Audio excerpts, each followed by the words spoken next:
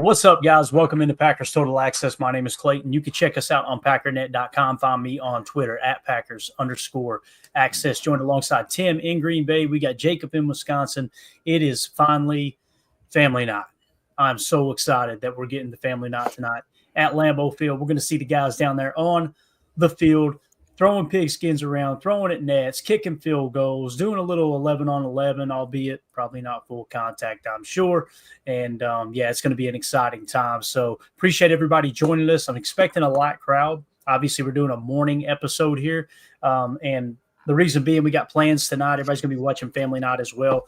Be ready for tomorrow. We're going to do a full recap of everything that happened at Family Night. Going to be a lot of fun. So today on tap, we're going to prep you for Family Night, all right? What we're going to do is we're going to go through the offensive side of the ball and give you what we think are the top position battles on offense to kind of watch for, and then the top the top position battles on defense as well. Now, understand, we're not going to get answers to these at Family Night. We're just trying to give everybody, hey, going into Family Night, here's how the position groups look to us, all right? And you may disagree. If so, let us know in the chat. Good to see you in your way. But I need everybody to do that YouTube stuff for me real quick. Hit like, hit subscribe. If this is your first time tuning into PTA, welcome. We appreciate you making us a part of your morning.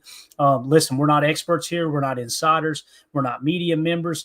What we are, just fans just like you. We're in here talking Packers on the daily. During the season, we're going to be bringing you pregame shows, postgame shows, in-depth analysis, film breakdown, the whole 9 yards. Anytime there's breaking news, you'll get a random live stream in the middle of the day. Just a kind of a one-stop shop for all your daily Packers content, if you will. So if you're looking for that type of stuff, make sure you hit that subscribe button. Hit like for us as well. Feel free to share with a friend. Tim, Jacob, y'all ready to dive into this info, man? Yeah, real quick, though, I would be remiss for me not to mention that we are 2 hours away from 84 being enshrined in Canton, Ohio. So I just want to give a big salute to Sterling Sharpe and the Sharpe family. It's a big day. Before we head into Family Night, we get the extra treat of Mr. Sharpe going into the Hall of Fame. The first brother duo to make it to Canton. So is that the first brother duo? That is correct. Ooh. Shannon and Sterling Sharpe together forever in Canton. It's a big day for all of us old geezer 80s babies, Packer fans who grew up watching Sterling Sharpe play football in Green Bay. So real happy for the Sharpe family. Just wanted to mention that. That's super cool. That's super cool. I actually have, I think I've told you guys this before. I have one of those old school lockers, kid lockers from like 1996. And I put 84 and tried to spell Sterling Sharpe, but his name was too long. So you can tell that mini Jacob had about the same brain capacity as old Jacob. But it's funny too. We got Hardy the Prophet here in the chat. He is live, boots on the ground over there. So let's just take a quick look at some of the content he's put out for the Hall of Fame parade. My man there, that's a good looking group right there, man. You know, they know how to put down the daddy soda, and they know how to probably grill a brat over there in Canton as well. So that's awesome. Here's a nice little shot of the setup for the parade that's about to come through, right? And then lo and behold, look what we got here. 5 football legends. Let's take a look.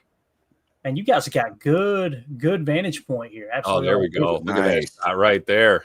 There's the Sharpe brothers. Nice little Mustang, too. Mustang convertible, not bad. Love it. There's Antonio Gates, looks like. And then Tony Dungy. Yes. Probably the grandson, I would imagine. So it looks like a little young Baron Sorrell there in the front, too, don't it? Kind of favorite Barons. So absolutely awesome. And here's a video of our boy. Man. Sterling Sharpe coming. Love it. Absolutely awesome, man.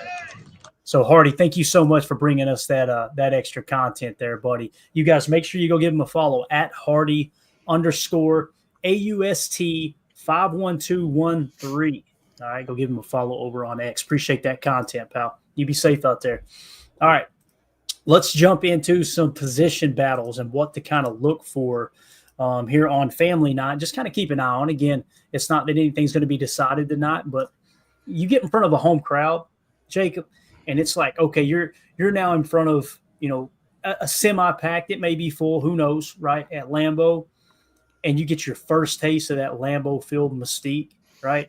I like to see who kind of rises to the occasion. You know what I mean? I like to see who propels himself into the, hey, look, I'm built for this. I feel like Matthew Golden is built for it because he's got, whether we want to admit it or not, or he wants to admit it or not, there's a lot of pressure on Matthew Golden. And the fact that he's been performing in camp under that pressure, really, really exciting. But before we dive into the battles, Jacob, what do you think about Family Night? Any pre-show thoughts here, I guess you'd say? No, I think what you just said is very apt. The fact that the Green Bay Packers are able to give, their UDFAs, their early round draft guys, the guys that are just new to this team, an actual game-like scenario to actually before they even start the preseason is something I think is very unique, very special. I've told you guys before, I went to the first family night ever with my family. It was one of the best things I'd ever done, watching my grandma and grandpa, with the fireworks and just kind of seeing everything. That was when they really kind of started doing a lot of the renovations too. So it looks very different than it did back then. It's just really, really cool that, when you are a diehard Packer fan, when you live in Wisconsin, getting to see the way that they've kind of overhauled that stadium and the whole district and the Titletown area has just been something special. And we just got to obviously have the draft there and show it off to the world. And now, the start of this season is something that I'm really excited for. And like you said, man, just watching some of these younger players like Golden, especially some of the rookies, I just really am excited to see how they react to that immediate kind of fandom and stardom that Green Bay provides. Yeah. That's a great point, Jacob. Like you talk about a tactical advantage, right? For a young player. Get them out there under the lights in front of the fans. I mean, nobody does it like Green Bay, right? 80,000 for a practice. I mean, come on. So it's a chance that before preseason even starts, before we're even going game speed here, you've got an opportunity to get out in front of the crowd under the lights. And, a lot of times that's kind of where you separate the men from the boys, right? You can kind of see who freezes up and maybe the wheat from the chaff, as they say, right? Yes. And I agree That's with right. Clayton. I think Clayton has a great point. I think Matthew Golden is built for moments like these. I don't think he's gonna freeze under the lights. I think he's gonna soak this all in, and it's gonna be a good way to hit the ground running for rookies and even some of the second year guys. You know what I mean? Just to get it going again and get the juices flowing, get out in front of the home crowd, and really kind of start your season off, or at least your preseason off, the right way for sure. Yeah, definitely. H.E. Solder in the chat says, watching a Family Night preview live clearly indicates my need for Packers content has moved to an unhealthy level. I'm okay with that. I'm okay with it too. So let's get into it here. All right. First things first. All right. So below are some of the key position battles for the Green Bay Packers ahead of Saturday's Family Night practice at Lambeau Field as teams prepare to cut rosters from 90 to 53 by August the 26th. So earmark that according to AI here. August 26th is the cut down date. GM Brian Gutekunst emphasizes the importance of evaluating players in high-intensity settings like Family Night without constant coaching input, kind of turn them loose out there in front of the fans, right? So here is the first battle, the battle for the number 3 quarterback spot. People are going, whoa, we ain't carrying 3. You're correct. But the chances that we carry 2 practice squad quarterbacks, I feel like it's probably pretty slim, seeing that some of the other positions we want to kind of stack some talent there. So here's what we got. Sean Clifford, experienced from Penn State and 2 prior NFL camps, has been more productive and accurate than undrafted free agent Taylor Elgersma from Canadian college football. Clifford performs better in drills like escaping pockets and hitting targets. Elgersma shows potential but lacks consistency. Decision weighs production versus potential. Backup Malik Willis is solid and could leave next offseason, making number 3 potentially next year's number 2. So it's kind of a twofold here, Tim. What you're looking for with this number 3 quarterback is someone who's going to help with the scout team, right? And you got to have someone that, look, God forbid an injury happened, that dude's going to be active on game day as the backup. But also the chances of Malik Willis returning to Green Bay next year, slim to none. So this is going to be your potential backup next year. And who knows, they both may be gone next year and you move on to another backup. But as it sits right now, that's kind of how things are shaking out. What do you think about this? Do you think there's a chance that Taylor Elgersma knocks off our boy Sean Clifford? Because we've said it time and time again, Matt LaFleur, he always refers to Sean Clifford as a quote-unquote gamer. He loves that.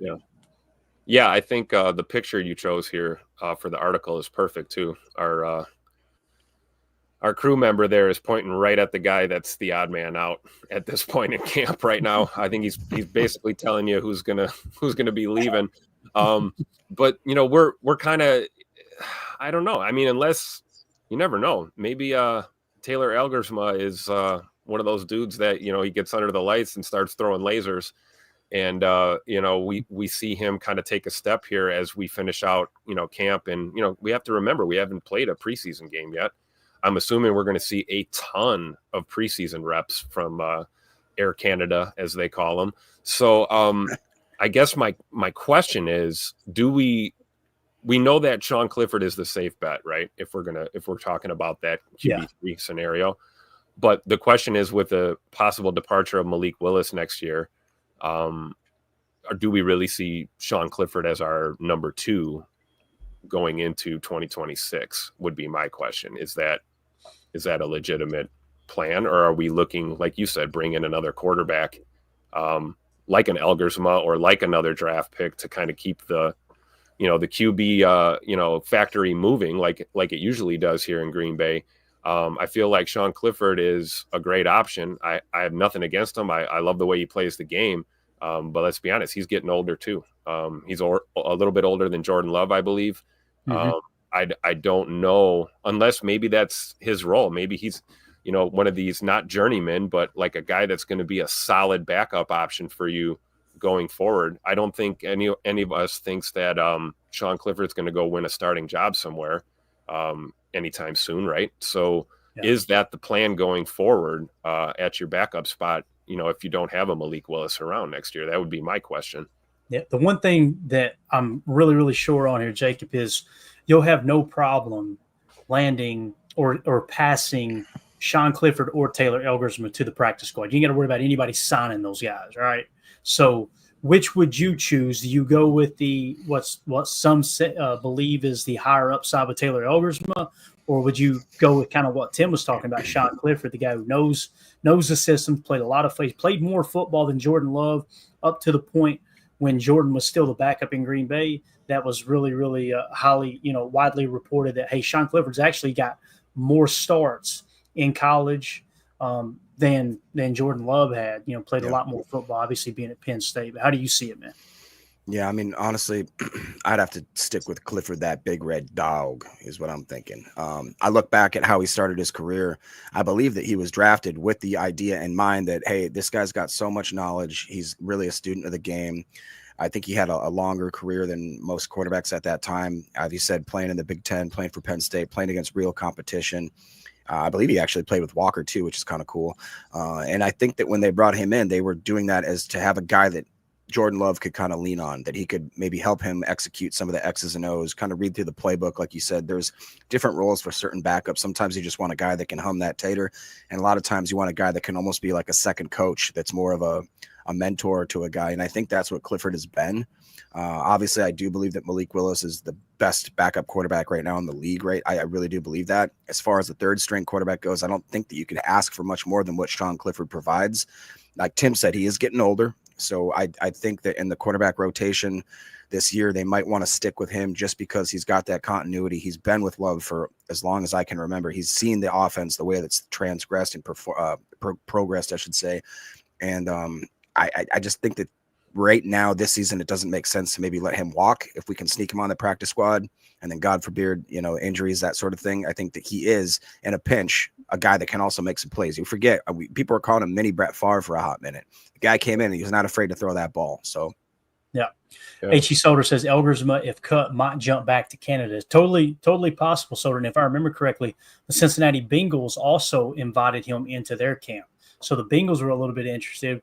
Would they see enough value in him to put him on their practice squad if the Packers decide to go with Sean Clifford on their practice squad? I'm also not ruling out them carrying both of them on the practice squad if they like them both a lot. I personally wouldn't want to see them go that route, but you never know. So we'll see how that shakes out. All right, moving on to the next camp battle here. Running backs, the backup roles. Okay, initial question was keeping Josh Jacobs, Emmanuel Wilson, Marshawn Lloyd, and Chris Brooks, or just the first three. Now, we got injuries that are playing a role in this, as it always does, right? Marshawn Lloyd with the groin, out since first padded practice, all right? And Wilson with a knee tweak, not serious, short absence, won't play Saturday, okay? So keep in mind That's what you've got going on with the running back. So you got Marshawn Lloyd and Wilson missing time right now. That opens the door for Chris Brooks. He's rugged. He's versatile. We talked about his pass blocking ability, his ability to catch the football out of the backfield. Matt LaFleur really, I mean, we've seen them use him in that left sidecar lead block role in our pony package as well, right? In the double sidecar gun sets. So, Matt LaFleur really likes the versatility he brings to the table. There's no doubt about that. Now, undrafted rookies, Amar Johnson, we talked about him, right? From the Jackrabbits there, played alongside Tucker Kraft, if I remember correctly, or at least went to the same alma mater. Amar Johnson, he did everything he could possible with his opportunities at a smaller school. But it's still a smaller school, and you know how scouts and pro personnel departments, they're always going to look at it that way. Amar Johnson, to me, is leading the charge here in this role. You got Jalen White that's in there as well, plus Israel Abanikanda. Nice. Gets drafted. Nailed it. To prove roster worth. So what we're looking at here is, let's assume Marshawn Lloyd and Emmanuel Wilson will be healthy. I think they will be healthy, as we, churn out our 53-man roster. So if they both make the roster, now the question becomes, do you keep Chris Brooks being the fourth running back, or do you try to stash Chris Brooks on the practice squad? And on top of that, is there any chance, any way possible that one of these other three guys, Johnson, White, or Abanikanda, beats out Chris Brooks for that fourth spot if you decide to go that route? What do you guys think about that? Man, I just think that Matt LaFleur likes Chris Brooks too much. The way that he used him in late in the last season and in really key situations, I just feel like that LaFleur, when he likes a guy, he's going to probably pull for that guy. And I don't even think that I think there's a chance that Chris Brooks might not even make this team, and we could probably sneak him out of the practice squad. But it is enticing to look at guys like Izzy or Iggy and Amar, as Coach Lynn is calling them right there. And, running back is such an odd position because I feel like that's one of the few positions where guys like UDFAs, guys from small schools, they can just come out of nowhere and splash. And it just depends on if they get a break and, what's going on with the team and the lineup. I think we're really blessed to have the running back room that we do. I think we're very sturdy with the first two. I love Emmanuel Wilson. I wish I could see him play tonight. Obviously, we know the absolute beast and leader we have in Josh Jacobs. That third string running back, though, man, that is going to be an interesting camp battle. As multiple people have said, I'd hate to be the guy making those cuts. That is one that I just wouldn't want to do. Yeah, same. Coach Lynn says in the chat, Amar and Izzy going to get an extended look for sure. Tim, this is what's exciting about preseason football. I can't wait to see Amar Johnson. And what if Amar Johnson pops the way that our boy Emmanuel Wilson did a couple years ago? Yeah. Remember the first time we seen him? He was design stretch left and took it back B gap right up the sideline, and it was off to the races, man. Yeah, it's one of the things that makes preseason football really fun to watch when you're watching the game, because you got guys out there playing for their NFL lives every week, and they're going to do what they can to flash or to, show up on film, for the staff to make it difficult to cut them. To that point, I agree with Matt LaFleur. I mean, I like Mr. Brooks. I mean, he's the front runner for me for that final spot. At the end of the day. But it also depends on, is he going to continue to build on the performances we saw from him last season? If he takes the slightest step back and anybody else, whether it's Jalen White or Johnson or anybody on this roster, flashes a little bit, that can have a ripple effect throughout the rest of your training camp and preseason. And it could be the difference in you making this team, not making this team, or, being a practice squad guy or getting an outright release, depending on, how cut down kind of shapes up. So, I mean, I feel good about this running back room. I'll tell you that. I mean, rooter to the tutor, as they would say, right? I mean, let's not forget about the Savion Williams factor too. We've talked about him being a dual, triple, quadruple threat kind of a player. And in a pinch, I feel like there might be a running back or two hanging around that wide receiver room if we really needed it. So you got to feel good about the running game, bare bones, going into this season. So it's going to be fun to watch. Yeah, Tim, do you think a guy like Savion Williams allows you to go weaker, or I shouldn't say weaker, but lower in numbers, let's say, in the running back room and possibly even the tight end room? Just a guy that is that much of a slash, I would argue more so maybe as in the running back room than the tight end room. Right. But I think a big part of that also depends on, and this goes the same for, Jalen White, Amar Johnson. Abinaconda, all these guys. How quickly can you grasp Matt LaFleur's offense in that role? I mean, we can talk about Savion going back there and being a number 3 or 4 back if we really needed it. Can he process the offense from that perspective? That's time's going to tell. So I think the possibilities are endless, but that, again, it goes to the point of you got to feel good about the depth we have on this roster right now, even before we're seeing cutdowns. And I think we're going to see a lot of other faces brought into camp, in and out. We're going to see guys getting worked out, invited to camp, both sides of the ball. So, pay attention to all those names and numbers that you might not recognize, initially, because, some of them might stick around and might find their way onto this football team. You never know. Yeah. And what Coach Lynn says right here is spot on. How well can they pass block also? That's typically – I've noticed that with the 4th running back on the roster, or that guy that's kind of hovering around the practice squad. Matt LaFleur likes to make sure those guys are really good in pass pro, right? Yeah. Emmanuel Wilson, it was kind of the opposite. It was like he showed so much in preseason, like, we can't let this guy go, right? I'll never forget Gary Ellerson, former Packers and Badgers running back, talking about it like, that's not normal. That cut that kid made, that's not normal. Lo and behold, 2 years later, we're looking up and he's grading out in the top 10 amongst running backs in the NFL. So, but I will say this about Emmanuel Wilson. His pass blocking has improved tremendously too. So it's something that can be worked on, obviously. So let's move along to wide receiver. Man, I'm so excited about Matthew Golden, dude. I haven't been this excited about a wide receiver in Green Bay. Like, I wasn't this excited about Christian Watson. If you guys remember when we did our live stream on that, and that was like my first year covering the draft with Packernet, everybody was fired up over Christian Watson. And don't get me wrong, I was excited, but I'm just like, it's just the way that when you looked at Christian Watson, it was like, okay, he's got to improve his hands. He's a freak. He's a speed, like everything you want him to, if you could craft a wide receiver with the physical traits, right, you'd say Christian Watson, this is the dude right here. Just got to stay healthy. But when you see Matthew Golden attack the football, man, it's something different. It really is. So he's really, really impressed. But what we're talking about with receivers isn't necessarily, will Matthew Golden make the roster, right? We're talking about playing time distribution. So likely week 1 group will be Romeo Doubs, Jaden Reed, Dontavion Wicks, first rounder Matthew Golden, third rounder Savion Williams, and either Malik Heath or Mecole Hardman. Okay. Heath versus Hardman, unsettled. Heath's a physical blocker. Hardman's proven returner. So you got Hardman with the take the top off speed and the agility to be a great returner. Malik Heath, physical blocker, and he led the Packers in catch rate over expected, believe it or not. Minute amount of snaps, but nonetheless still led in that. The core snaps to proven, Doubs, Reed, Wicks, Golden has acclimated quickly, being highly productive in camp's first 8 practices, forming a big 4. So it kind of feels like those 4 are at the top of the food chain here. Obviously, Williams, limited by prior labrum surgery and recent concussion, but returned fully Friday, has time to earn a niche role. So when you look at it here, in terms of playing time, what I personally want to see is Romeo Doubs, Jaden Reed, and Matthew Golden on the field, and then work Dontavion Wicks in. Now, if Dontavion Wicks continues to build off a little bit of momentum he had, granted, I think he had a calf injury early in camp here, so that's going to set you back a touch.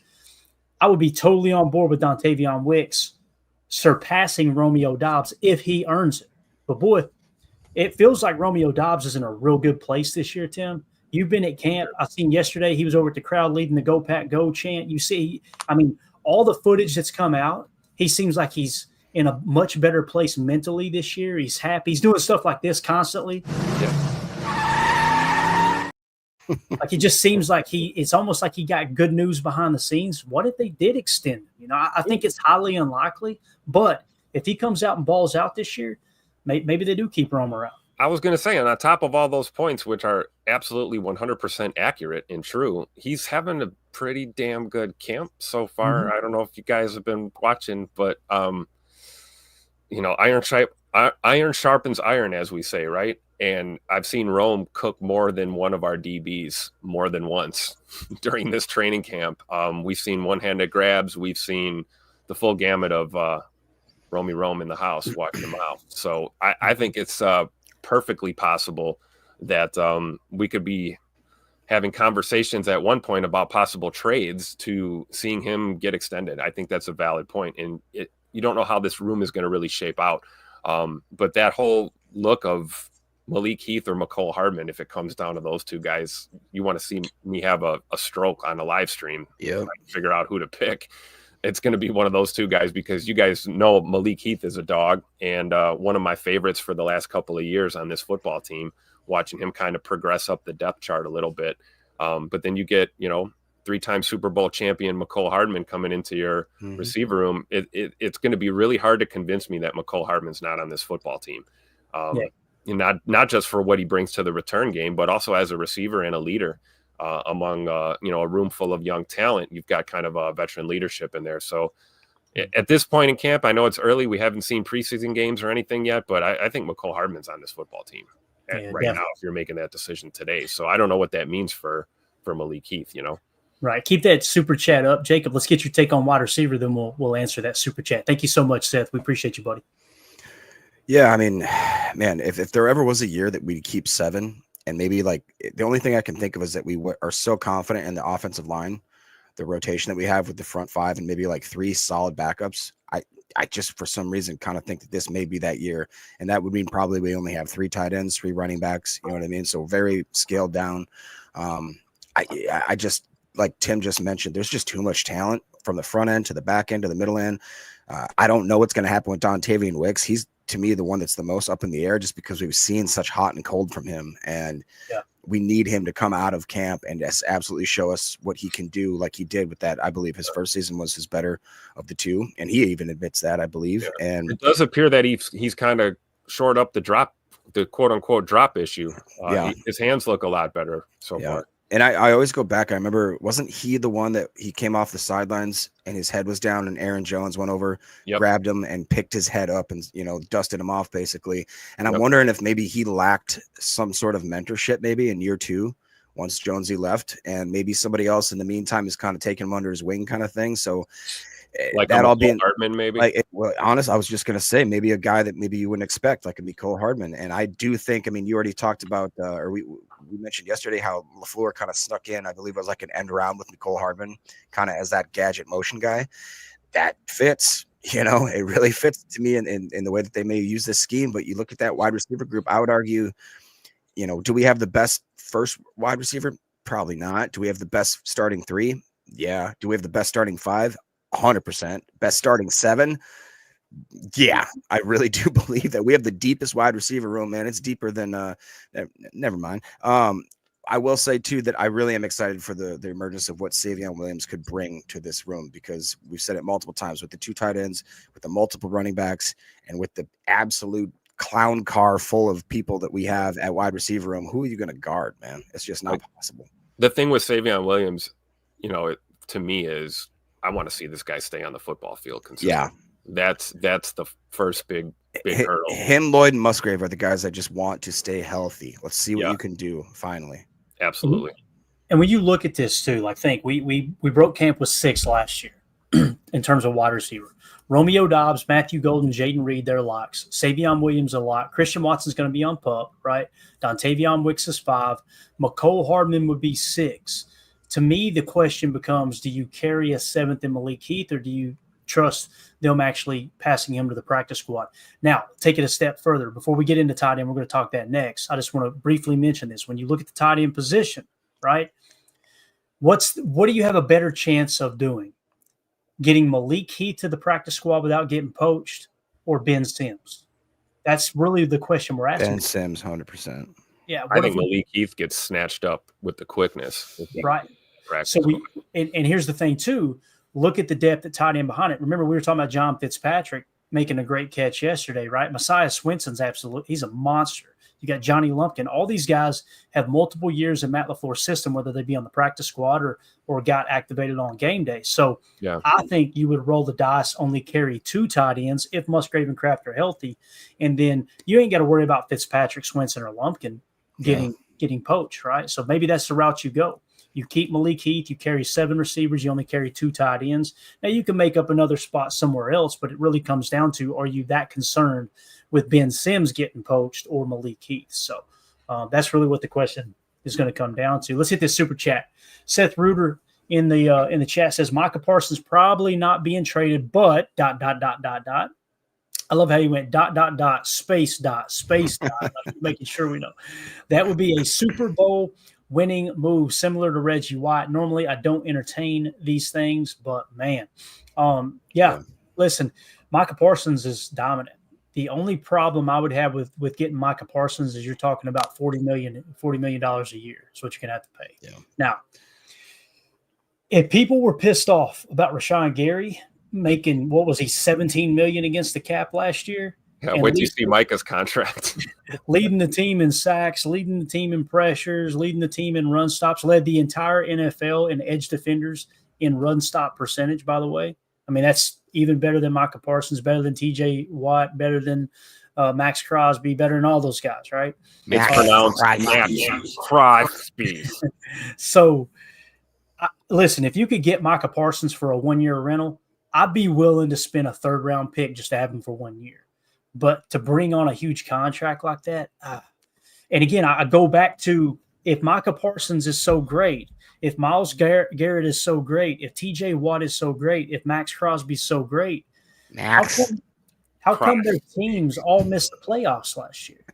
It's typically the answer is, well, it's not his fault. The rest of the team's horrible. Right. Why is that? Playoffs? Don't talk about. Could it be that you're occupying so much cap space that, because let's be honest, Micah Parsons, he's not eating up cap space to the best of my knowledge. His deal, I don't even know what his current cap hit is. I want to say I think he's still on his rookie year or the 5th-year option. I could be wrong there, but it's like, if they weren't the difference makers in the team they're on, if we bring them in, what makes us, especially, and that's the other thing it comes back to, is schematically. Like, with what we did last year to stop the run, you're going to see him play a little touch spot. You're going to see them fire Micah Parsons in to occupy a double team to try to free up a defensive tackle. Do you want to spend $40 million on that, or do you want to keep rolling through these role players that improved your defense to 2nd in run defense, and you finished the year tied for 8th in sacks?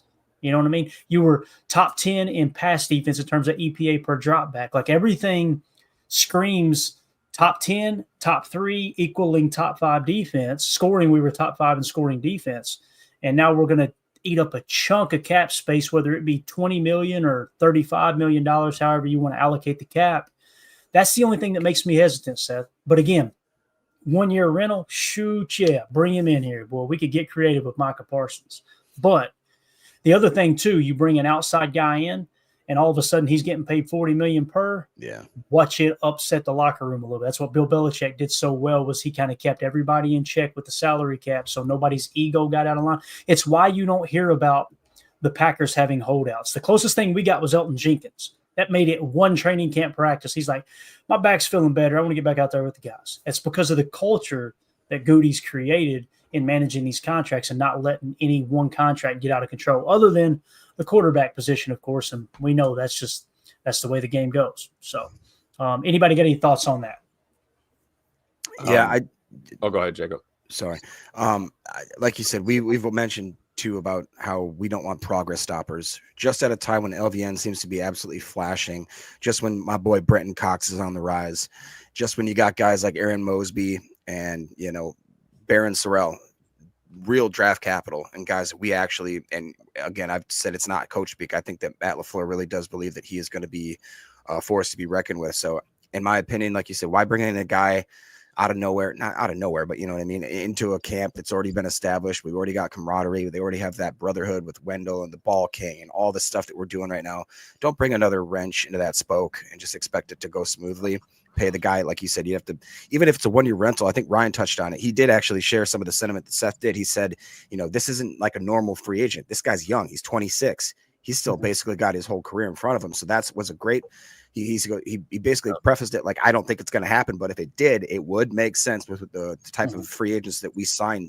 We don't kind of long in the tooth guys. We rarely do that as a 1-year stint. I don't think they would do a 1-year stint, or maybe that even Micah Hyde's, or Micah Hyde, Micah Parsons would, his camp would even be willing to take a 1-year deal. I think they probably want a longer contract. What do you think, Tim? I would agree with that 100%. I don't think, as bad as he may or may not technically want to get out of Dallas, I don't think he's going to take a 1-year deal. Right. But my goodness, if he, you'd have to scratch your head and think about it if he was open to that, right? If he was open for a 1-year deal, and like Clayton's saying, you can, possibly get out of paying him long term and having long term implications to your cap and everything. Maybe. What if he would do like a 1 year, 20 mil or 25 mil, something like that? Would but you like do it? we're dreaming, right? Yeah. We're dreaming. It's not going to happen. So, and here's the other thing: we're building a team, not collecting talent. And if you bring a Micah Parsons in, as I can't even say his name, you're going to be in a situation where you're continuing to collect talent. And like Jacob's saying, I mean, we got guys that we've been working on and that have been in this system, particularly LVN, year 2 in a Halfley scheme, and is starting to really kind of come into his own. You could have inadvertent progress stoppers, or you're forced with the question: what do you do with all? How do you get these guys all on the field consistently? That's another problem you're going to have also. So you can do a lot of good bringing. Don't get me wrong, Micah Parsons is a monster, right? Yeah. He's going to make your football team better, but it's also going to be difficult when you're looking at the grand scheme of things as far as building your squad. What does that do to? We're already talking about wanting to see Rashawn Gary getting more, pass rush reps and all these things. It's like you bring Micah Parsons into the fold. What does that do? Schematically. Here's the other thing too, like the way you can make it make sense with your cap is to move on from Gary next year. So let's say you were to trade for Micah Parsons and you have to give, I don't know what you'd have to give up. Like that's the other thing. And this isn't a shot at Seth. I'm talking about on Twitter. Okay. Yeah. People would talk about, go get him, but they never mention what they have to give up for him. Right. So like, would you give up a first round pick for a guy and then move on from Gary? So people would say that's a big improvement, right? Okay, if it is an improvement, like Jim H says, Micah disappeared in the playoff loss to Green Bay. You guys remember that? How did they make him disappear? Running the damn football. Says that and Aaron Jones had a lot to do with that, right? They just had a little chip on him. Now, again, what you're doing is you're now removing Rashawn Gary and you're putting in Micah Parsons. And here's what's funny. Coach Lynn says Micah's not a good in run defense. To me, I agree with – I don't know if I would say he's not good, Coach, but Gary was the best edge defender against the run last year.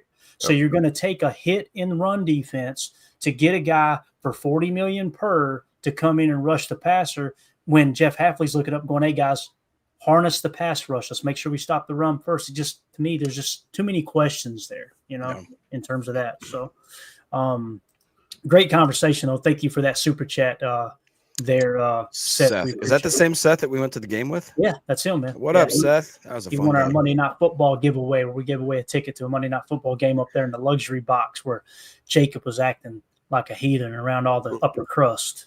Luckily, it was Seth and not Charles Manson. Remember?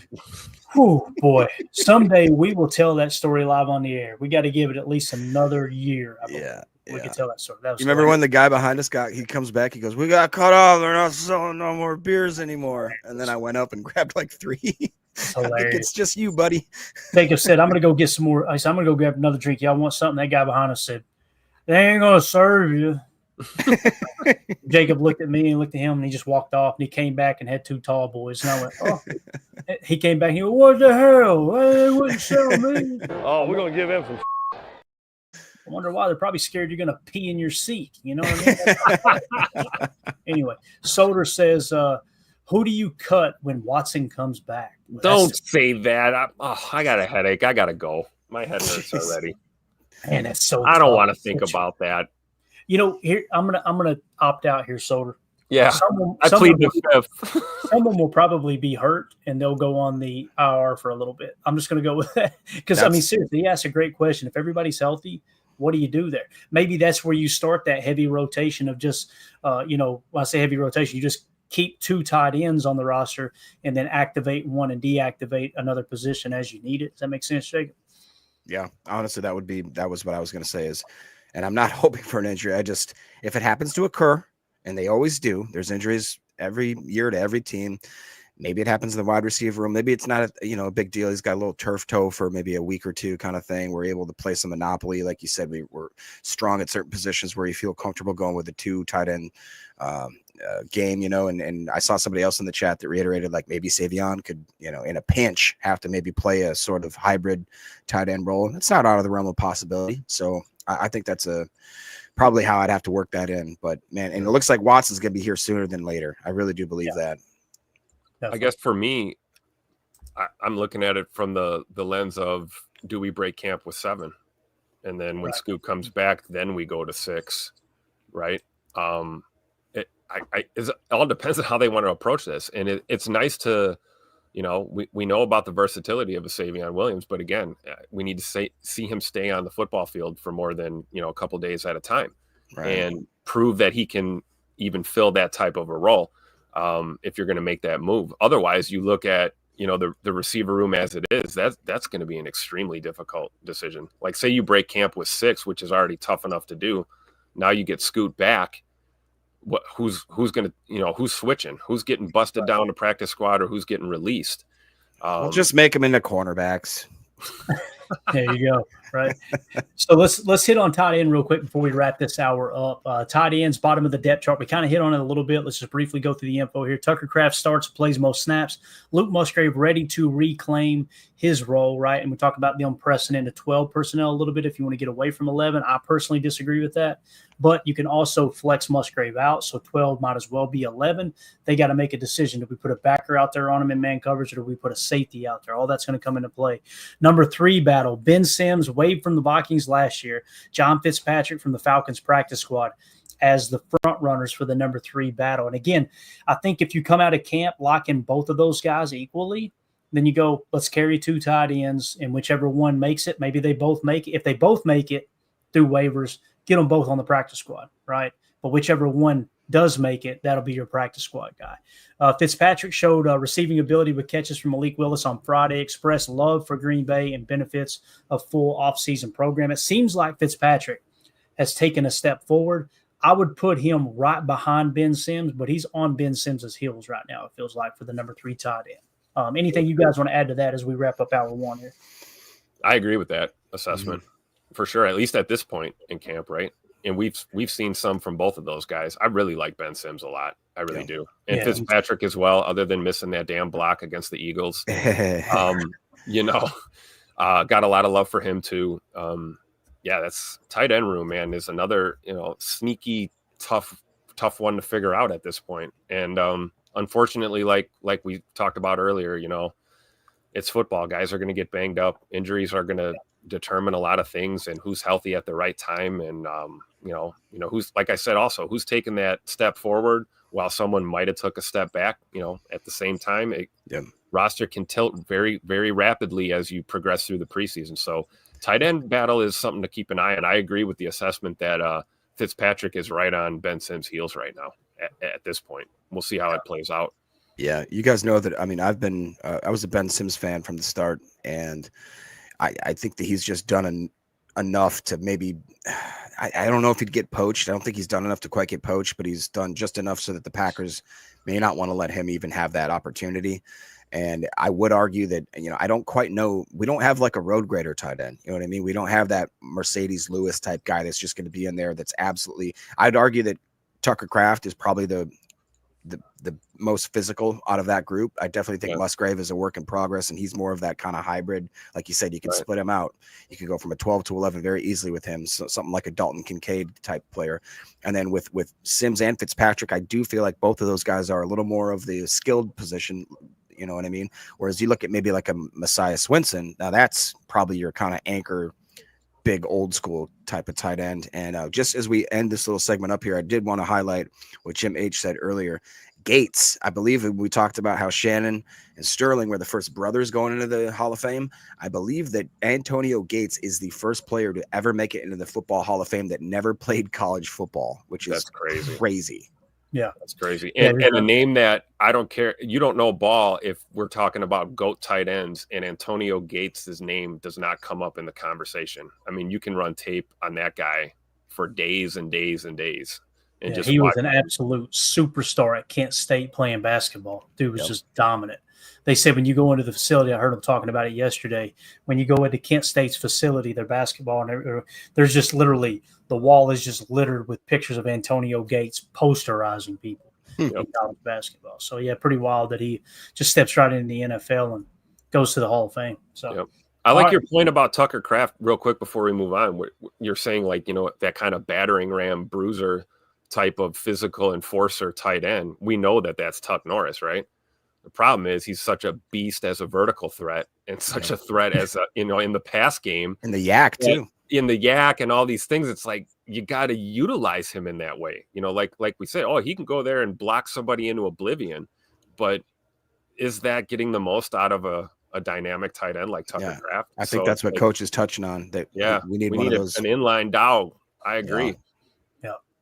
All right. That's going to do it for hour one. For those of you listening on the pod, we will see you on the other side for hour two, where we'll dive into the offensive line and then pick up on defense. We appreciate y'all.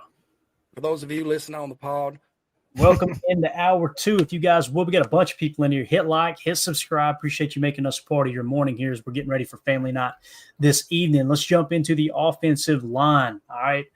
Offensive line, Jordan Morgan's versatility. It's kind of been the talk of camp so far. First round pick, Jordan Morgan competing at left tackle and right guard. Early camp, injuries led to reps at right guard with Sean Ryan at center. Now, obviously, Elton Jenkins with the back was out, so we just kicked Sean Ryan to center. Jordan Morgan stepped into right guard.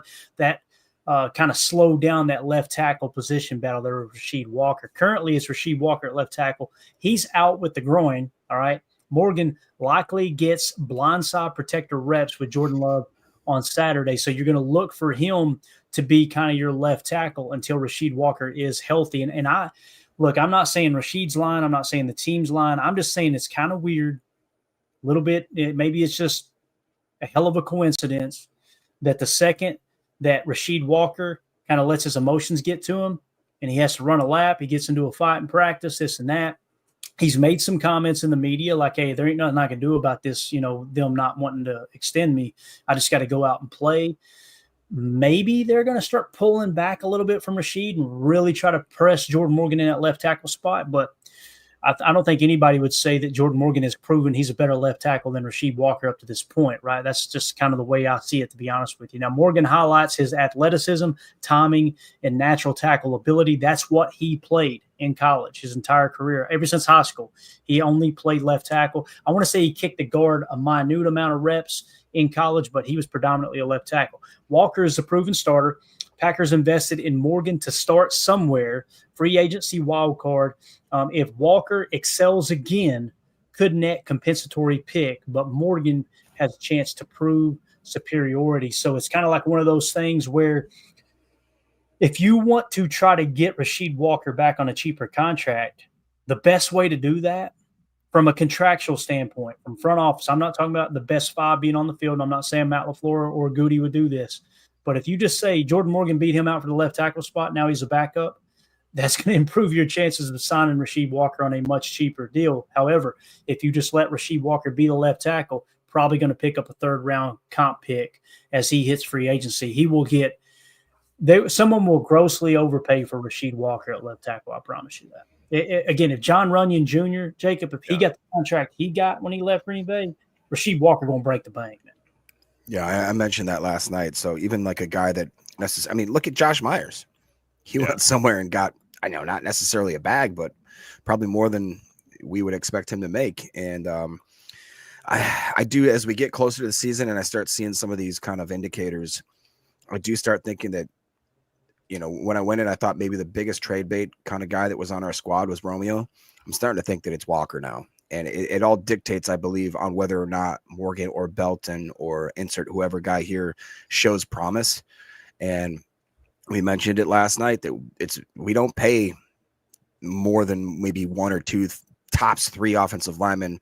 We're not going to pay them all like big time money. And like you said, I just feel like that Walker, he's going to test that market and somebody is going to be willing to give that guy quite a big bag. And I don't know. The writing's on the wall. You guys know how much I've been a Walker fan. It's just schematically and fiscally, I don't think that the Green Bay Packers, that's just not in their scheme. It's just not. I think that's the real question, right? Is Sheed in the long-term plan, period, for this offensive line? And I think a lot of that is going to hinge on how well Jordan Morgan plays at the left tackle spot. I can tell you right now, if I was a betting man, which I am from time to time, I would be willing to bet that when we line up against the Jets, I think Jordan Morgan's going to be your starting left tackle that day in that first preseason game. At least I would hope so, and get to really see a big chunk of reps from him at game speed at that position to really kind of get an understanding of do we really have a long-term viable option at left tackle? And if we do, like Clayton's saying, yeah, he wins the job this year. Sheeds, play this year as a backup, and then we'll see how negotiations go moving forward. I agree that there's teams that would probably overpay Rasheed Walker, but I think all of this is going to hinge on Jordan Morgan's ability to effectively play left tackle for the Packers.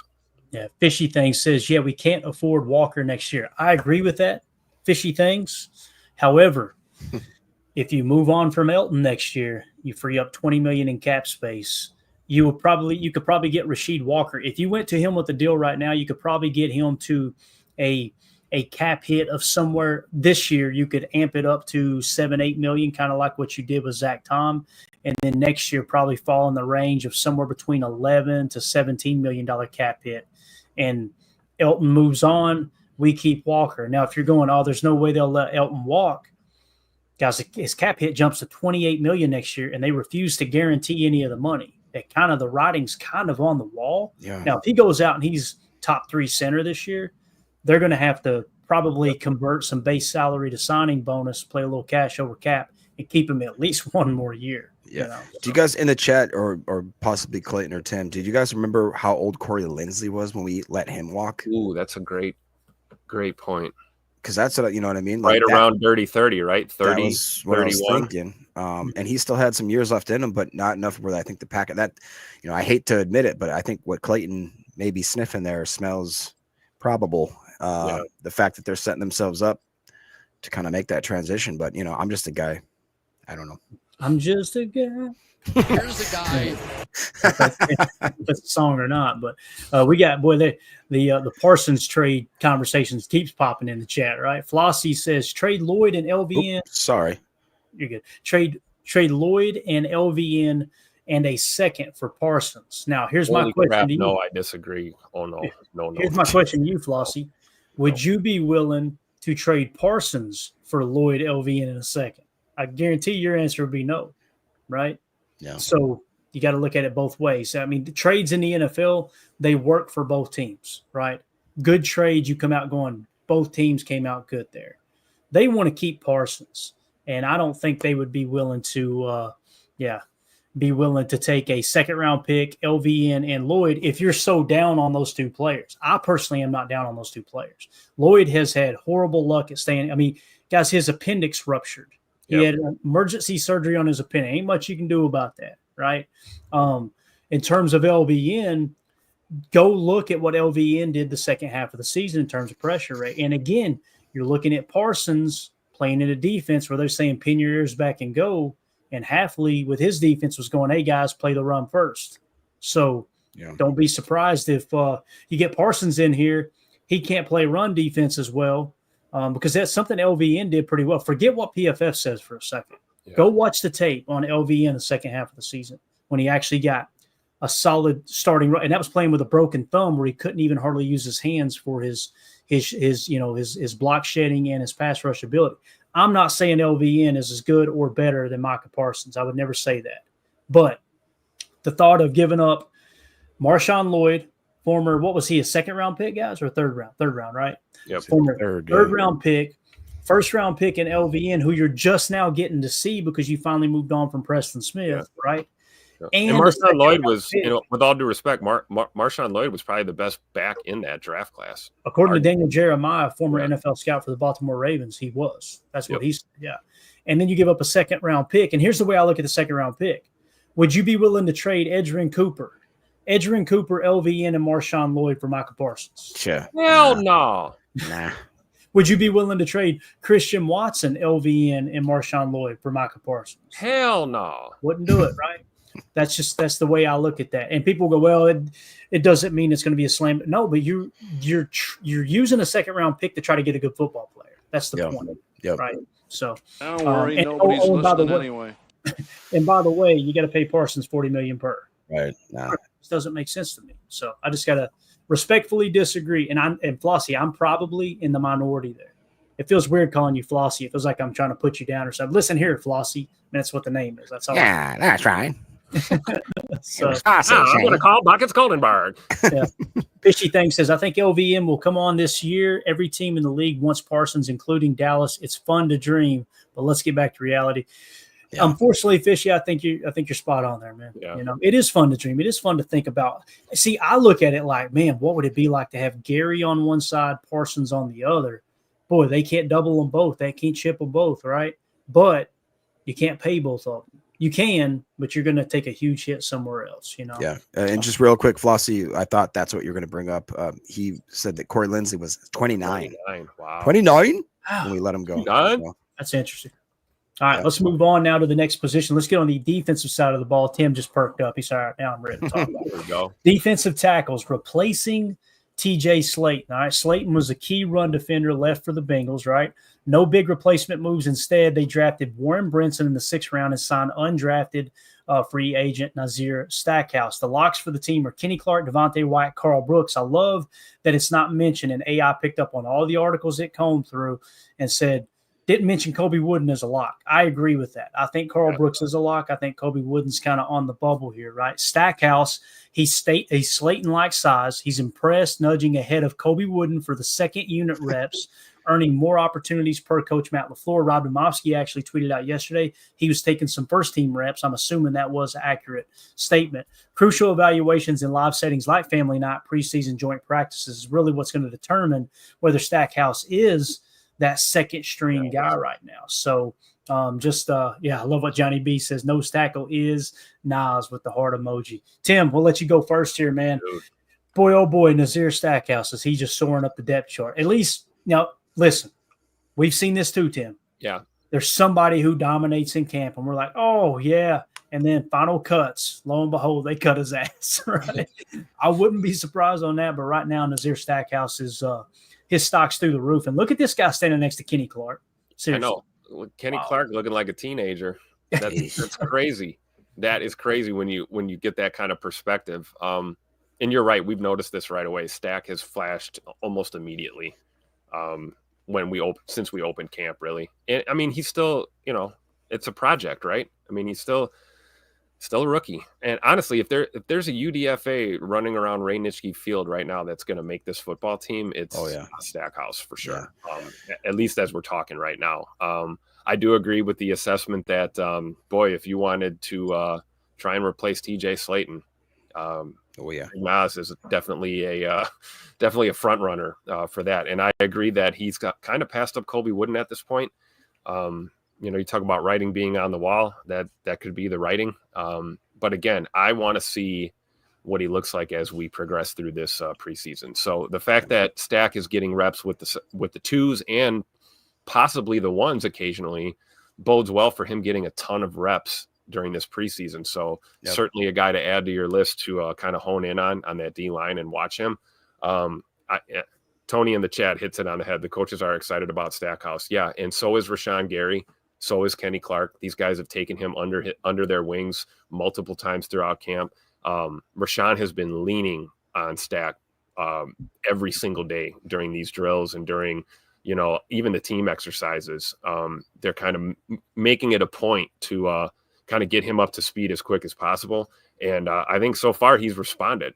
I can tell you from my perspective, what I've seen, with the little bit of up close kind of exposure I've had for a couple of times at practice is, for an undrafted free agent rookie, this guy is like zoned in. They're not competing to get this guy's attention or focus. This guy gets it. He takes direction well. And then, you've got VO out there and Coach Covington and the Ball King working with him. I mean, man, this is going to be a hell of a ride these next 2-3 weeks here with Stack. So keep your eye on him for sure. Tim, if you go back to last night's episode, I highlighted how Nazir Stackhouse, he has about a 6-minute interview. If you go to Packers.com or the official YouTube Packers page, he specifically says how even him as a D tackle, the Ball Kings got him so excited. He's like, I can't wait to get my first punch out. He goes, even the guys on the D line, the linebacker room, the D backs, everybody. It's I don't know if you heard, but they literally have like a fantasy football type situation where they have 3 captains. It's like Quay and Rashawn and maybe Kenny. I can't remember who the other one was. I think it's probably somebody in the DB room, but where they literally draft players. They get points for scoops, for scores, for batted balls, for sacks, all that kind of stuff. And the way that he was so excited about it, he said, I never had a coach like Ball King in a long time that actually just lets us kind of unleash the dog inside of him kind of thing. And like you said, the players that are taking him under his wing, it seems to be a testament of what type of player he is. I really did think that between him and Brinson, that Brinson had the upper hand. I would not be surprised if for whatever reason Stackhouse makes the team and Brinson's on the odd man out. And that's not any shade on Brinson. It's just that we got a pretty talented group of guys that have some draft capital in there. But if there's anybody that I think that might be one of the most intriguing battles to watch this preseason, and especially tonight, if maybe he gets some reps. We've also heard of Nazir actually breaking through like multiple times, being unblocked. And I don't know if that's a scheme issue or a break in pass protection or whatever it may be, or is it that Nazir Stackhouse has actually got a second gear in him that a lot of people kind of didn't know about. So he's sneaky quick for a big he guy. He Remember, really is. And the other thing I've noticed too is a lot of time you see the big guys, they go ass over tea kettle, and it's kind of tough to keep the footing. He is so agile for his size. Yes. I mean, the guy, look at the calves on that man. Monster, dude. Good Lord, those ankles holding on for dear life, supporting all that weight. And that guy is, he's got the footwork of Matt Golden, I might be exaggerating a little bit, but it is impressive to see him move the way he does. And, again, taking the direction from, Coach Wendell, I'm sorry, the Ball King, and, the rest of the guys, man, I think Stackhouse could prove to really be a beast as we go forward. Again, that's my hyperbolic overreaction way too early in training camp assessment right now. We'll see where we are at the end of August, right? Heck yeah. All right, let's move it on to the edge room here. Defensive ends, bottom of the depth chart's really going to be the story here, right? Returning is Rashawn Gary, Lucas Van Ness, Kingsley Enagbare, Brenton Cox, and Aaron Mosby. I can already tell you Aaron Mosby's the odd man out there, right? Everyone else, I'm a little lower on Kingsley Enagbare than most people are, me personally. And you guys know I was really, really excited when we drafted him. I had a pretty high draft grade on him. There was 2 full rounds went by in the draft that I was going, Enagbare is the best player on the board. Enagbare is the best player on the board. Much like Nazir Stackhouse, he was a guy that was highly touted going into his last college season, and for whatever reason his stock dropped. But here are the additions, right? You got 4th rounder Baron Sorrell. All right, you've got 5th rounder Colin Oliver. Now, he's dealing with a hamstring injury right now. Hasn't practiced since the draft. It's starting to feel like he's probably going to start the season on IR. Would be the route I would go because he's got to get caught up. You know what I mean? So maybe you let him sit out the first 4 weeks of the season and let these guys that's been competing in camp, they kind of got a little momentum. That'd be a way that you could finagle the final 53. Now, the starters are obviously Gary and Van Ness. Enagbare second team snaps split with Cox and Sorrell. All right, Oliver's running out of time to earn early season role. That's how I see that in the edge defensive room there. By the way, LVM, he's looking like a monster, boys. Look at Baron Sorrell next to him too, man. Sorrell is what I'm probably most excited about out of anybody in the edge room. And you guys know I'm a big Gary fan. To me, it feels like Mosby would be the odd man out if you carry 4, right? And you would probably have Colin Oliver. Actually, no, I don't know, man. Y'all think Enigbare's on the bubble here? Or am I the only one? You read my mind because I was thinking to myself, I love me some JJ Enagbare. Don't get me wrong, but I am looking forward to Brenton Cox Jr. swapping spots with him and getting more of those reps this year. This could finally be the year we've been all been waiting for. With Brenton Cox Jr., man, this could be a breakout season for him. I really believe that. Yeah, and I like what Ed Madden says here, Jacob. Rashawn Gary, LVN, Cox, Sorrell, and Oliver when he's healthy, right? Yep. But until Oliver's healthy, how do we see this, man? And I'll pull up the depth chart for you. You can get a real good look at it. This is an updated depth chart according to Power Labs, too. Yeah, I mimic some of the guys in the chat here where I mentioned it, I believe, last night where Enagbare had that unfortunate injury, and for whatever reason, he did not feel comfortable when he came back. He even admitted it multiple times in press conferences where he just didn't feel like he trusted that knee. I think Emilio touched on the fact that, he went through a major injury like that. It's kind of, if you get in your own head about whether or not you're healthy, and apparently, if I remember correctly, the doctors were like, "You're good to go, man," and he just didn't trust it. And it was the thing where if you get in your own head, I mean, that's tough to overcome. You know, you talk On my knee. exactly. You know, I would never root against a Packer. I'm not rooting against Kingsley in any sort of way. I really do appreciate what he's done for this team. I just, again, if we're looking at writing on the wall, I think Ed Badden's got it probably locked in the sights the right way. It's RG, LVN, Cox, Sorrell, and then I have a lot of hope for Colin Oliver. I hope he can get that hamstring issue worked out. And, you know, even guys like Aaron Mosby, I really do feel like deserve a shot. Even guys like, you know, Desmond Alexander. I think, Tim, you saw him flash in certain parts of camp, right? So like we like most positions, tip your hat to Goody and to Matt and to the scouting crew. We've got options. And I got to tip my hat to my wife. She's the one who picked up on Desmond Alexander. I got to be honest. I'm focusing one direction, and she's tapping me on the shoulder like this Alexander guy is just a monster. And you love it, man. You got a competitive room across the board, really, on the especially on the defensive side of the ball. We talked about the rooms we have on the offensive side of the ball. My goodness, look at our edge room and our D-line room. I mean, this is going to bode well for us. But I agree. You know, Mosby is a guy you root for. But there's just a lot of talent here, a lot of young talent on this team, and it's going to really be tough. But I do agree with Chris N here in the chat, man. Maybe Inigbare is, you know, 1 foot in, 1 foot out. We don't know at this point, but I could see that being a possibility. I really could. It's funny too, because like we look at the edge room and go, man, this edge room looking pretty good. They're pretty stacked. And you heard people last year talk like the edge room was just horrible. And it is funny how the goalposts continue to get moved. I was listening to a live stream the other day, and I did take a little shot at ESPN Milwaukee today. Am I the only one that ESPN Milwaukee just irks the hell out of? Like it drives me insane what they cover. Like Packer fans are at an all-time high right now in optimism. We're looking up going, man, this team is ready to take another step, and they're still young, and we're all getting fired up for family night. And they tweet a video about the Brett Favre fallout. Don't worry, nobody's listening anyway. What the hell? Like how – it's no wonder that at 2 o'clock in the afternoon, I go, let's see what ESPN Milwaukee's doing on YouTube. I click on it, and they got 6 viewers. Yep. I'm like, when are we going to – you had somebody 2 weeks ago say that Brian Gutekunst is not interested in winning a Super Bowl because they're ready to move on from Jair Allen. Could be a crackhead. Got hold to the wrong stuff. There you go. It's every day their content is geared around here's why the Packers are horrible. And then when the Packer fans have cut the corner like, hey, let's get excited about 2025. Hey, y'all remember when they had this debacle with Brett Favre? Like, what the hell are we doing? Why are we Yeah, hit that stuff in March. You know what I mean?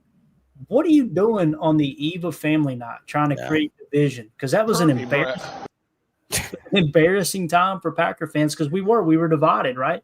Whether you were on the Aaron Rodgers side like I was, or you may have been on the Brett Favre side like so many others were. You know, and then on top of that, ESPN Milwaukee's got a producer who will remain nameless, who proudly says he bought a Brett Favre Jets jersey when that happened. And I'm like, what the hell are you people trying to do? It's an odd pessimistic. It's an odd pessimistic sort of like click grab. Yeah. Which is like, that's not the type of fan base we have here, man. Read the room. Yeah, exactly. Perfectly said, Jacob. Read the room. So anyway, I'm going to get off my soapbox. Other than the moving the goalposts, this guy will remain nameless as well. But he was on the show the other day, and they were, you know, it was this pass rush is horrible. This is the evolution of the whole situation last year. The pass rush is horrible. Well, we finished 8th in sacks and number 2 in run defense, right? Well, if you remove their 3 best games of getting sacks, they're really okay. Are you removing the other 31 teams' 3 best sack games too? On what planet do you remove a player's best performances from consideration? I don't understand. And then Tim, this is what it morphed into on Friday, listening to a live stream. It was, well, you know, if you remove the Colts game and you remove this game, he listed off 3 games. Their scoring defense wasn't that good. If you remove those, why are you? But that's my point. It's like, why are we removing games? Like, I don't understand the logic. There's no logic in that at all. Let me explain, Tim. To prove your point, because you now look like an absolute, excuse my language, dumbass with your original opinion. So now you got to try to finagle the goalpost so you don't look like a moron, rather than, like Jacob said, reading the room and going, the fans don't want someone who's got a perfect 100% success rate on takes. They actually want people to go, I got that one wrong. Yep. I have to do it all the time. Yep. You know, I say it all, like, I'm married. I'm wrong all the time. But on the show, we're going to get takes wrong. Own up to it. Fans don't want to hear you try to maneuver yourself to where you sound smarter than you are. They're not looking for someone to bat 1,000 on their takes. They're looking for someone to give an accurate depiction of what's actually going on with the team and try to have a little fun along the way. That's all we're wanting. Heard it from a fan right here. I'll be honest with you. The reason I created this whole show, Packers Total Access, was to try to accomplish all those things, because I got tired of turning on live radio and going, these people ain't got a clue. They don't got a clue what fans actually want to hear. So anyway, let's move along to linebackers. Final roster spot seems to be kind of the big thing we want to key in on, right? Christian Welch. And listen, I think it is a loaded group here. You got Quay Walker, Edgerrin Cooper, Isaiah McDuffie, third rounder Tyron Hopper, improved after no rookie defensive role. So it seems like Tyron Hopper's starting to take a step forward in terms of camp news. So Quay Walker, you guys know I've been very vocal, and he could prove me wrong this year. I've been a little more down on him than most people are. You see the athletic traits. You see, I mean, when he's on, he's on. But Edgerrin Cooper came in and really shined that light back on Quay, like, man, this is what a stack backer should look like in a 4-3 defense with Jeff Hafley. Now, I want to give Quay the benefit of the doubt, because Quay has had to go through multiple defensive schemes, and all Edgerrin Cooper is known is Jeff Hafley from day one. Sometimes, guys, whether it's business, football, sports, no matter what it is, it's hard to, I'm going to go redneck lingo here, unlearn something, right? It's hard to get that old thinking out of your brain so you can kind of embrace this new. Maybe we see the best version of Quay Walker this year. But those four are locks. Quay Walker, Edgerrin Cooper, Isaiah McDuffie, and Tyron Hopper. I feel comfortable saying that. So the battle for the fifth spot, Isaiah Simmons, we brung in, who's just an athletic freak. Christian Welch, who's a strong special teams track record, including the 2023 with the Packers. You guys know I could not believe they cut him last year. Yeah. So that's what it's really coming down to, is Isaiah Simmons versus Christian Welch. To me, it's a no-brainer. I would pick Simmons over Welch and try to get Welch back to the practice squad. The fact that he was available tells me it's less likely he gets poached onto a 53-man roster from the practice squad this year. I would go with Isaiah Simmons. You guys have at it. What do y'all think about that? Well, I think there's a free agent out there that we're not thinking about, and he went to South Central Louisiana State University, the Mud Dogs, Mr. Bobby Boucher. No, I'm kidding. I really do think that Isaiah Simmons probably has to be the pick. I mean, when you got a guy that has that first round talent, I believe it was an 8th round pick, that never really got to settle in a spot and actually play just one position and try to utilize that talent, it just, to me, makes more sense. Again, barring an injury, then I see absolutely Christian Welch. Get that guy, pay that the man, he's the money, and kind of thing. So I don't know, Tim, what's your thoughts? It's going to be Simmons at this point, right? I mean, why did we bring him in? His money. Why did we bring that man in here? Why did we put him in this position to be successful and finally have a damn singular role and position to play? Like you said, first round talent.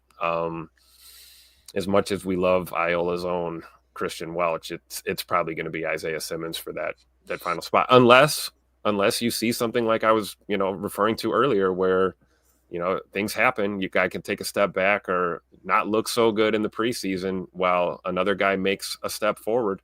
I do think that in this whole linebacker conversation, the best thing smoking for this linebacker room is the fact that Tyron Hopper is taking steps forward. If Tyron Hopper hit a wall at this point, we'd be having a little bit different conversation about how this room is going to shape up. So I think it bodes well for our boy, Mr. Hopper, and this linebacker room as a whole, that he is taking those steps. So I do think if it's going to come down to Simmons or Christian Welch, it's probably going to be Isaiah Simmons. That would be my no-brainer choice.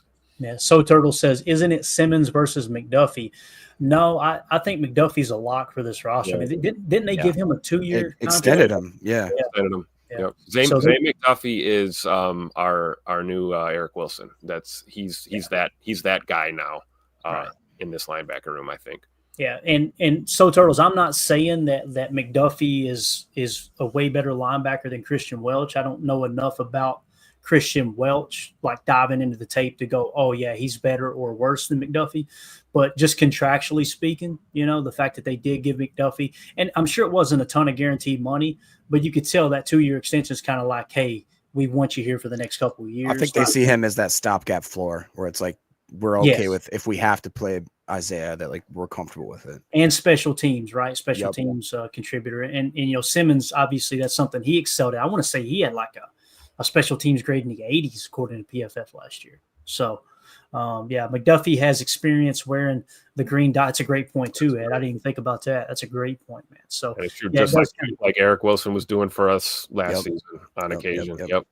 Yeah. Coach Lynn says Welch probably the odd man out. Again, right, Coach? And in this case, I agree with it. Last year, I did not necessarily agree with it. So, all right, let's move it along. We're running out of time. Mandy's going to kill me if we don't get out to the racetrack. She is chomping at the bit to get out there. We got a Tim McGraw concert to go to. We got all kinds of stuff, all kinds of festivities we got. So, that's right. I have to break out the Cowboy American. Layton's going full hillbilly today. I'm telling you, man. We're and I got a NASCAR race to go to in September out there. I might end up in the clink that night. I ain't lying. Something might go awry out there. Ready to go. All right, so and stay tuned for the tickets we got there. But we are on top of a rooftop bar in the middle of the infield at Bristol Motor Speedway for that race. So it's going to be man. You might see me streaking on the track. Everybody's doing it. Everybody. All right, cornerback, starting trio and depth. As I got to edit these small videos out, there's always funny moments where that'll be where I start this segment. It'll just be, I'll be streaking on the track. Now let's talk cornerbacks. That's how that video will start. Starting trio and depth. So only 3 experience is Keyshawn Nixon, Carrington Valentine, and free agent Nate Hobbs. Right now, listen. There's a lot of room, a lot of flexibility in this whole conversation. I want to get your all's take on it. Potential alignments: Nixon, Valentine outside with Hobbs in the slot. That's what I started with originally, right? Isn't it funny Nixon isn't even being mentioned in the slot anymore, right? It's like he's just an outside corner. He played much better there last year. Or you could have Nixon, Hobbs outside with Bullard in the slot, and now Valentine goes to the bench, right? So in practice, what we've seen so far in camp is mostly nickel with Nixon, Hobbs, and Bullard. All right, so you got Nixon on the outside, Hobbs on the outside, Bullard in the slot. But you have Valentine has 3 interceptions but allowed more catches. So who does that sound like? Yeah, it does, right? That remind you of anyone who used to play corner in Green Bay? I'm telling you, man, it's like Valentine is kind of cut from that Jair cloth, isn't he? That's the first thing you think of. Yep. Now, bottom of the depth battle, you've got Bo Melton, who's transitioning from receiver, seen as potential elite special teamer per coordinator, Rich Bisaccia. So they're building him up and here's why that's important, guys.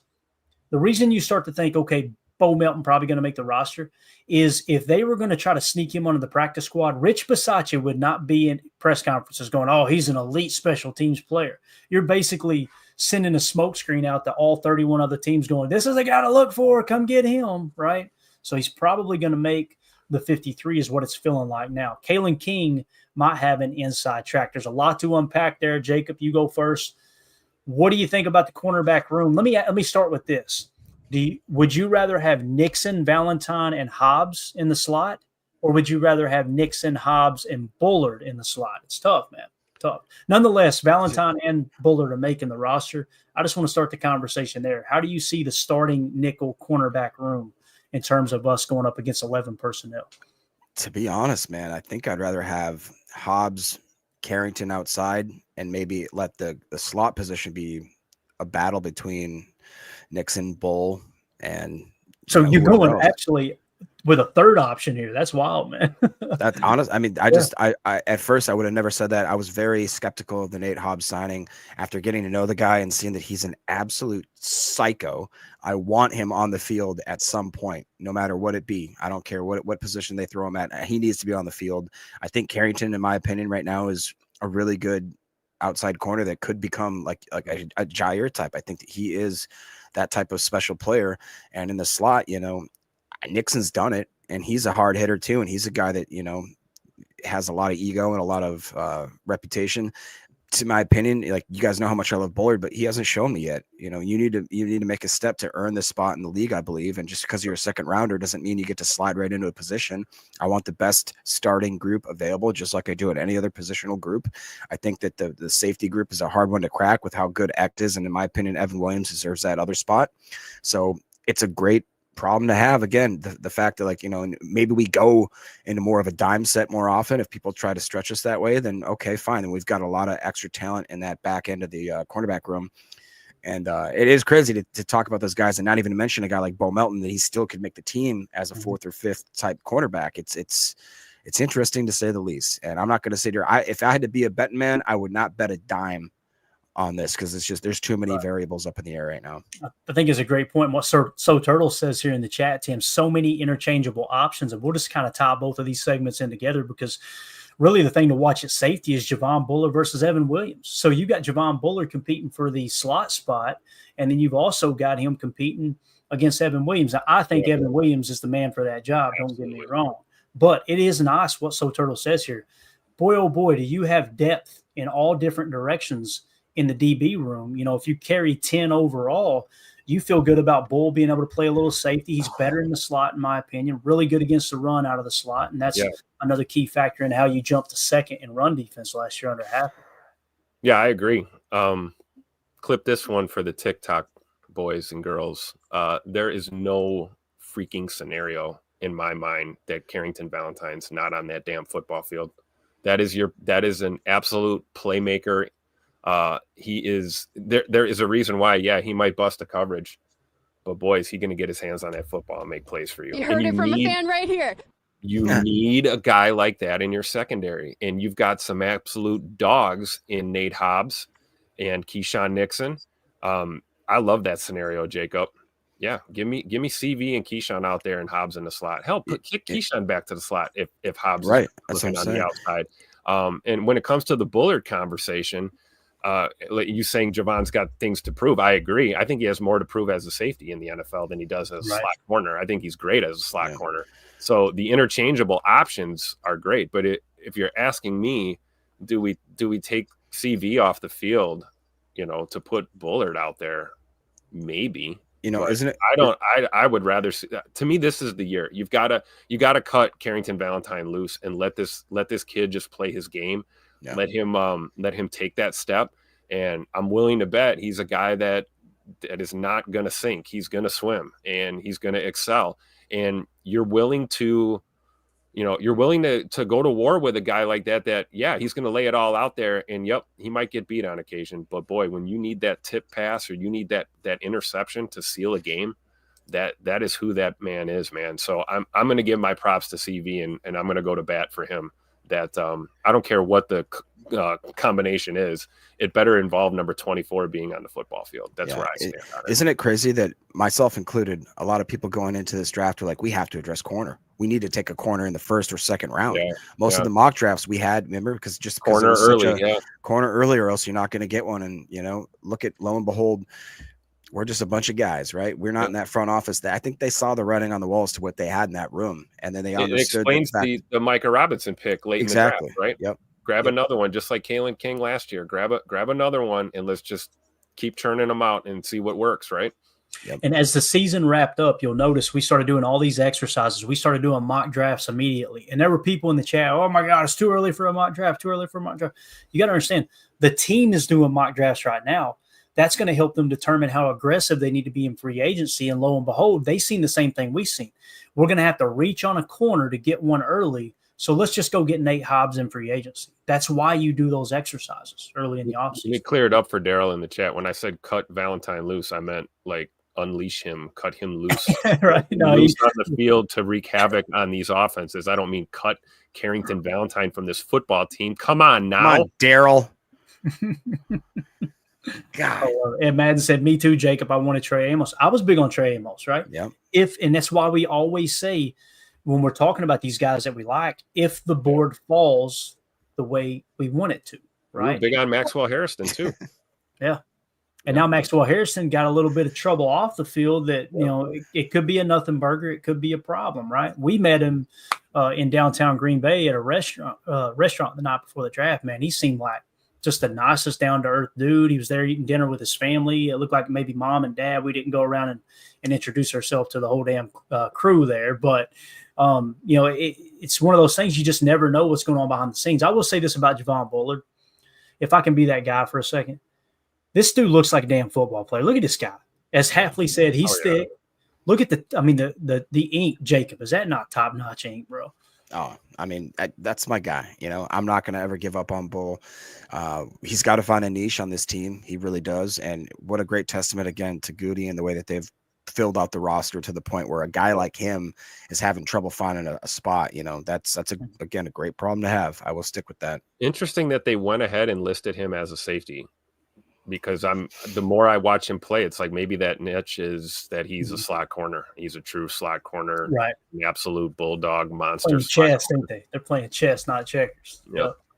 So just to round this out, and again, the lawyer's calling about the divorce right now. So, so with the safeties, Javon Bullard versus Evan Williams. Listen, I think it would take a whole lot for Javon Bullard to beat Evan Williams out at safety. I think I see him more as a slot, but expected battle between Bullard and Williams hasn't fully emerged due to cornerback setup. All-Pro Xavier McKinney pairs mostly 90% of the times with Williams, some with Bullard or Zane Anderson. DC Jeff Hafley focus on the best 11 players, right?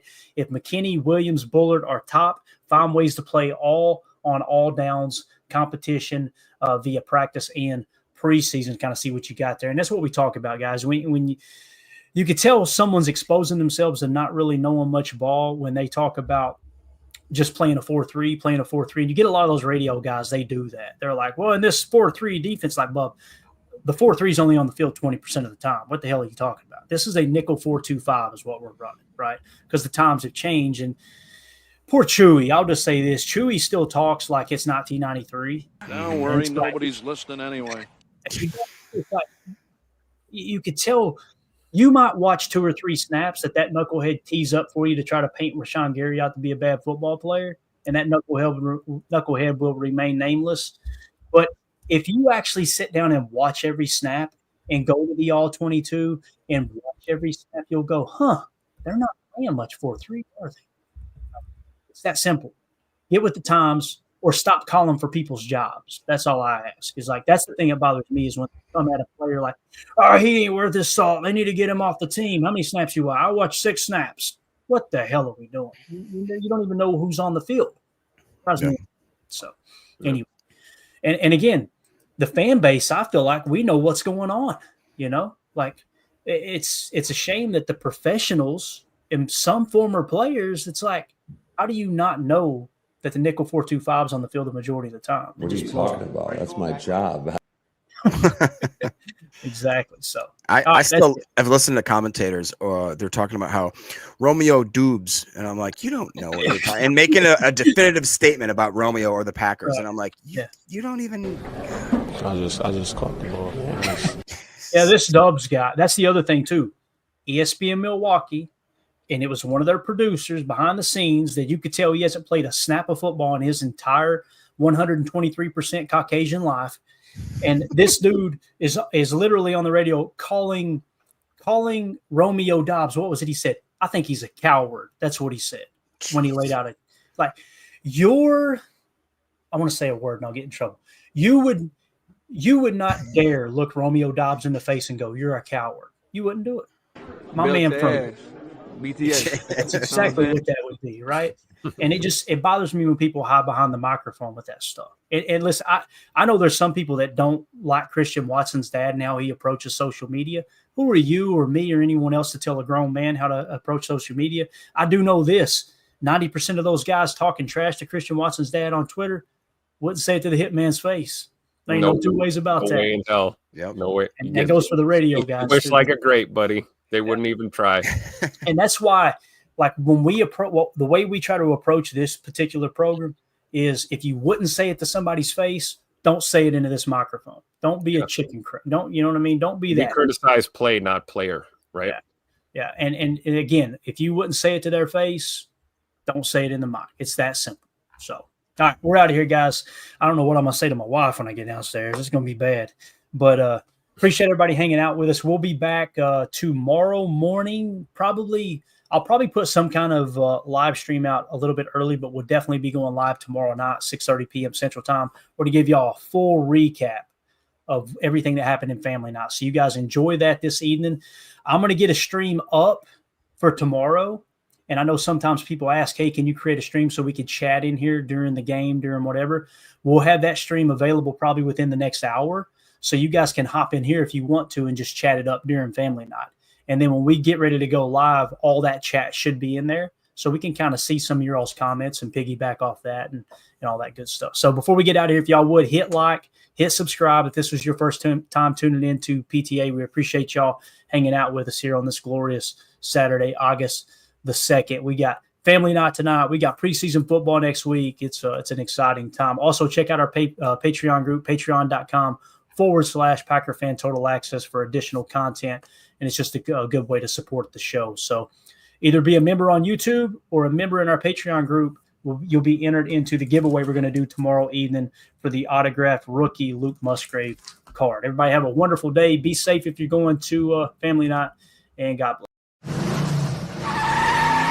Here we go. We're out. Bye, guys.